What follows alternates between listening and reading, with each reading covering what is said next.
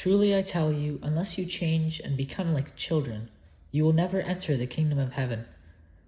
Passages we have of Jesus talking about imitating little children sometimes throw people off guard, and they just don't really understand how that's possible.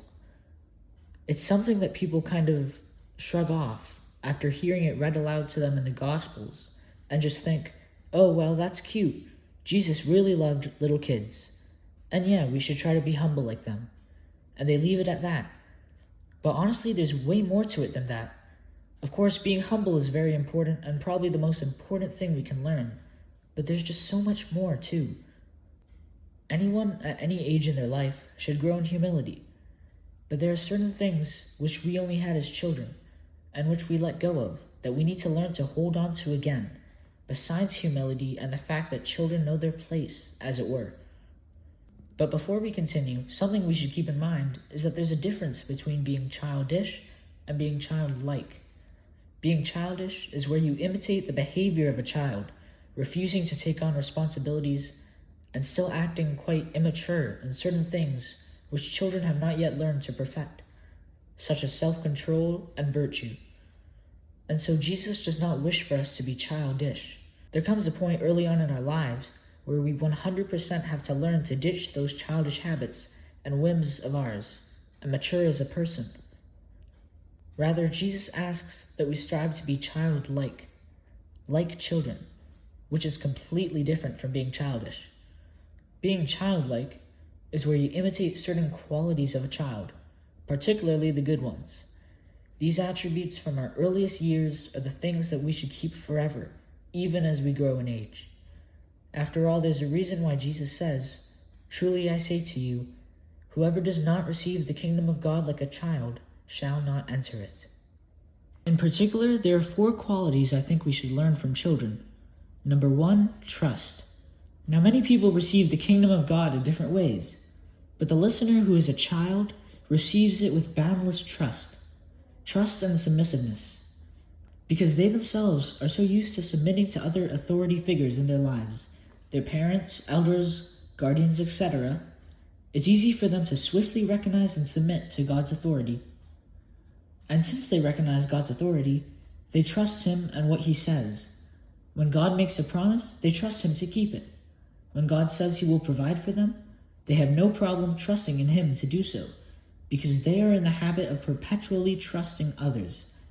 Children can't do many things all by themselves, and as a result, they're used to having their parents and family members give them their needs. If their family chose not to feed and nourish them, the child would not know what to do. They would be helpless, lost, and desperate. That's why a child constantly lives on trust, but never trusts in themselves. And we should do the same, never placing trust in ourselves, but in God. Number 2, gratitude. Because of how grateful children are, even for the simplest things, children are able to stay in that light-hearted, joyful spirit which most grown-ups yearn for. They are as light as angels in a sense, free from the weight of gravity which pulls the world down. It's easy to be heavy and sour-faced all the time. It's harder to lift yourself up and burst with the exhilarating madness of laughter. And children do it all the time. They laugh at the silliest things, as if it were the funniest thing in the world, like a goofy face, for instance. And for them, it probably is. This is because children are simple-minded. They are able to appreciate simple things, even the simplest of things. To them, every new day is an exciting one, because of all the beautiful little things inside each one that they've learned to notice and love. They don't wake up with the thought, "Oh no, it's another day just like the last one," as most adults are prone to think. Instead, they scramble out of bed revived. A butterfly, a toy, a fairy tale, a ball they can throw, a piece of chocolate, a swing or a treehouse, or a playmate they can enjoy games with. Children will revel in these simplicities today as much as they did yesterday. Monotony just doesn't seem to be a thing for them. Adults, particularly parents, will understand the truth in that. When your child begs you to play the same game over and over until you want to scream, but they're having just as much fun as they did when they played it the first time, you can see how much they live in the moment. G.K. Chesterton describes this perfectly. Because children have abounding vitality, because they are in spirit fierce and free, Therefore, they want things repeated and unchanged. They always say, "Do it again," and the grown-up person does it again until he is nearly dead. For grown-up people are not strong enough to exult in monotony, but perhaps God is strong enough to exult in monotony. It is possible that God says every morning, "Do it again" to the sun, and every evening, "Do it again" to the moon. It may not be automatic necessity that makes all daisies alike. It may be that God makes every daisy separately, but has never got tired of making them. It may be that he has the eternal appetite of infancy, for we have sinned and grown old, and our Father is younger than we. I think that we can only have this kind of energy children possess each and every moment if we are extremely grateful for something, so grateful that we could find joy in doing the same thing thousands of times and ask for nothing more. Number 3, sincerity. The third quality of a child which we should strive to have is their sincerity.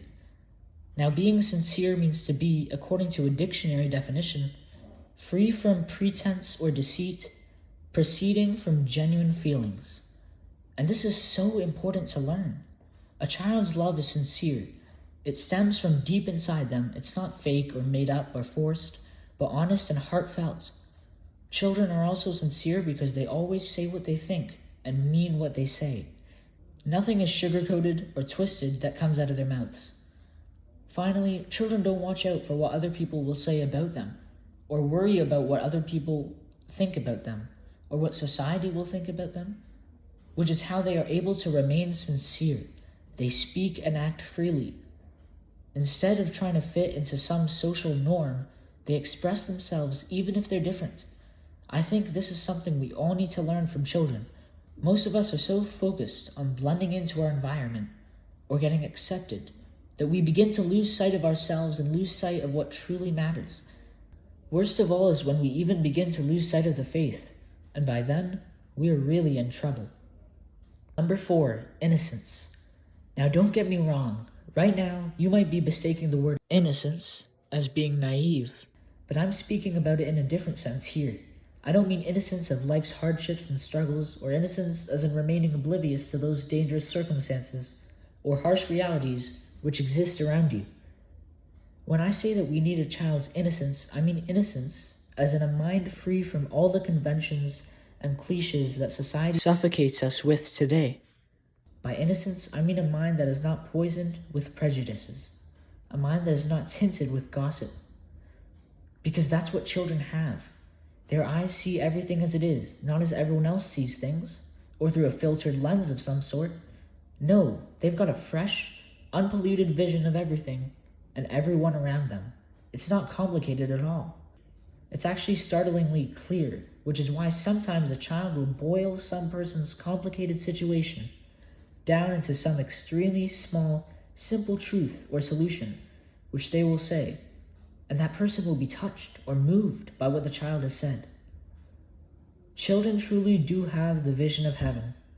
In the same way, we should not let the world contaminate our minds, but live a life close to Jesus and see things for what they really are.